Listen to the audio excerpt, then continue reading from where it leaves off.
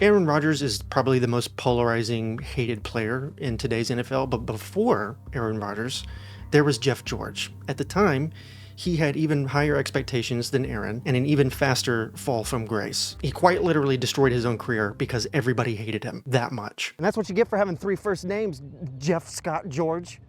I feel like I'm doing roll call right now. The Indianapolis Colts drafted Jeff #1 overall in the 1990 NFL draft, and they made one of the most aggressive trades in NFL history to get him.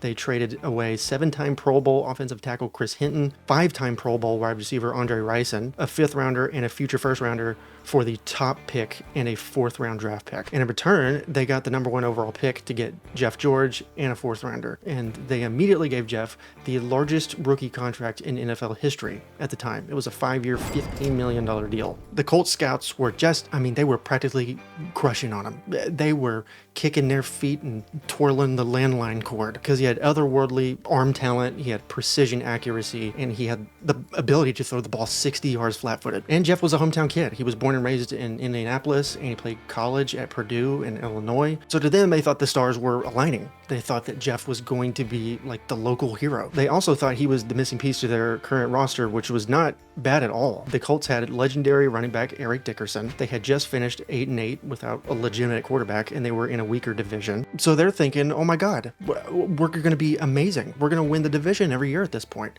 But there were signs about who Jeff really was. He was known to be very arrogant and childish and would quit when things wouldn't go his way, and that was very evident when he transferred from Purdue to Illinois, because the new head coach at Purdue at that time installed a new system that relied more on the run game as opposed to the pass. There were a lot of reports on how tense and angry Jeff made that entire locker room, but the Colts just didn't care about any of that. So they drafted him, and they ended up starting him anyway. And Jeff's rookie year actually wasn't that bad from a performance standpoint individually, but as a whole, the team regressed, especially offensively. And they also went 7-9, which was a game worse. And their star running back, Eric Dickerson, only played 7 games throughout the year because of an injury and behavior-related suspension. And Eric was not the only one with a sour attitude. Jeff was exactly who everyone thought he was. He was arrogant, complained when things didn't go his way, and he was just very childish in practice and wouldn't suit up when he was late. And over the next 3 years, this just got even worse. In 1991, the Colts went 1-15.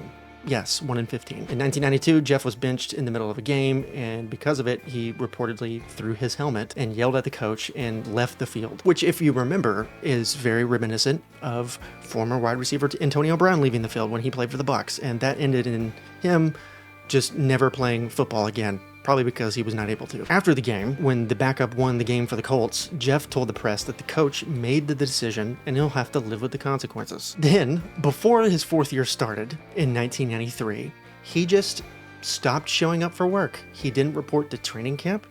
Nobody could find out where he was. They couldn't even get a hold of him. And then finally, he showed up and he tried to force a trade, which is a move that is typically reserved for people who were good, but Jeff was not. He was terrible.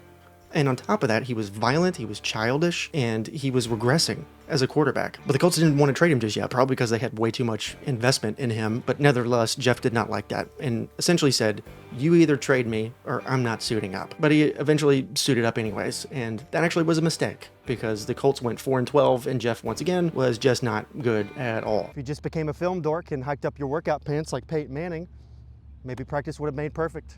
You ever think of that? Hut?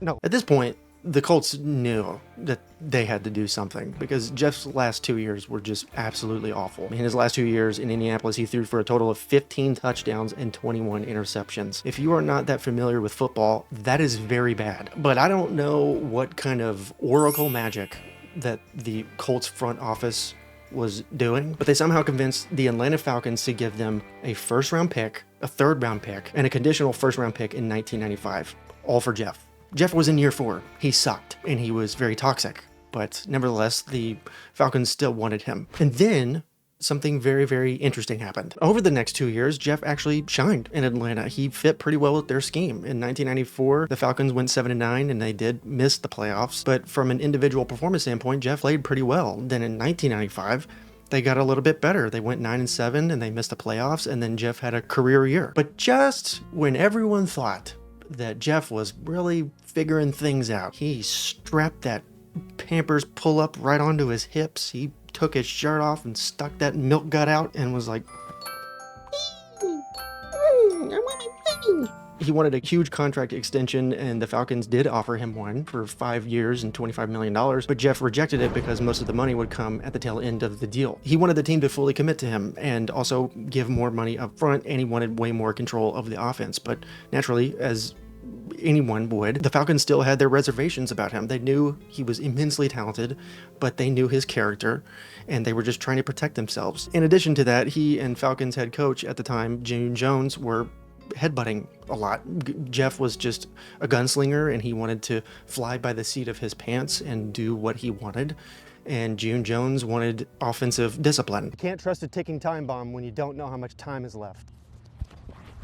So he started the 1996 season without a new deal, and I think that just cast a whole black cloud over the entire team because they started 0-3. They had a defense that was just, like Swiss cheese. You could go right through it. And then offensively, they didn't put up 20 points in any of those games. And then Jeff had this very, very infamous shouting match with June Jones on live television. Jones and George would get into a heated argument, and they're not talking about Harmon Wage's career. That ended up being the last time that Jeff ever played for the Atlanta Falcons. June Jones could not handle it anymore, so he just decided to bench him for the rest of the year, and the Atlanta Falcons front office released Jeff in the offseason. Now, you would think no other team would take a quarterback like this, right? Wrong. Okay, fine. Well, he wouldn't start, and he definitely wouldn't play well, would he? Wrong again. Wow, it's a miracle. Well, then surely, with this newfound opportunity and learning experience, he surely wouldn't screw it up again, would he? Wrong. Enter the Oakland Raiders. Now, the Oakland Raiders have a long history of taking in people with checkered pasts, which makes sense because they're literally pirates. They jump onto people's ships and they take their jewels. They're criminals. Well, they kept that tradition alive in 1997 when they signed Jeff George to be their starting quarterback for the next 2 years. They had just brought in a new head coach, Joe Bugle, and he had a new offensive system, so they were just looking for a restart. And Jeff actually had a change in tune for the first time in his career. He claimed to have done a lot of self-reflection over the past year, and he said that he had become a better person. And it proved to be true. At first, the Raiders as a team were terrible. They were 4-12. They were just not good at all. But Jeff had the best statistical year of his entire career in 1997. Then in year 2, once again, the wheels completely come off. Oakland brought in a new head coach, John Gruden, who had an offense that didn't fit Jeff's play style, and Jeff struggled. He had a string of very bad performances while trying to adjust to the new system. The new system is basically just run heavy, which has proven to be Jeff's kryptonite time and time again. He can't handle not being the center of attention. And then he just started ignoring the offensive play calls. He just stopped. He had plays on his wristband, which is typical for any quarterback. You've all seen that. But what the Raiders didn't know is that Jeff had his own plays on it. Now, if you're only a casual fan of football, this is unheard of for a superstar quarterback, much less one who's on the last leg of his career. Jeff also had a groin injury, which was making him play bad, and that was just the writing on the wall. John Gruden was completely done with him, so they just parted ways with him again at the end of the year. But Jeff was most certainly not done. He was brewing up some oracle magic of his own. The 1999 offseason was very different for Jeff. In addition to his behavioral issues, he had just finished his 9th year in the NFL. He wasn't a young dude with a lot of potential anymore. He was who he was at this point. He's not going to change. It's just who he is as a quarterback. So most teams didn't want to sign him. Then in comes the Minnesota Vikings. The Vikings offered Jeff a contract in a backup role, and he took it, thinking his starting days were over. But then starting quarterback Randall Cunningham played like crap for the first 6 games of the season, and the Vikings started 2-4, so they benched him for Jeff, and Jeff played the best football of his entire life. He actually posted a career-best passer rating in 10 starts. Oh my God, do you suck or not?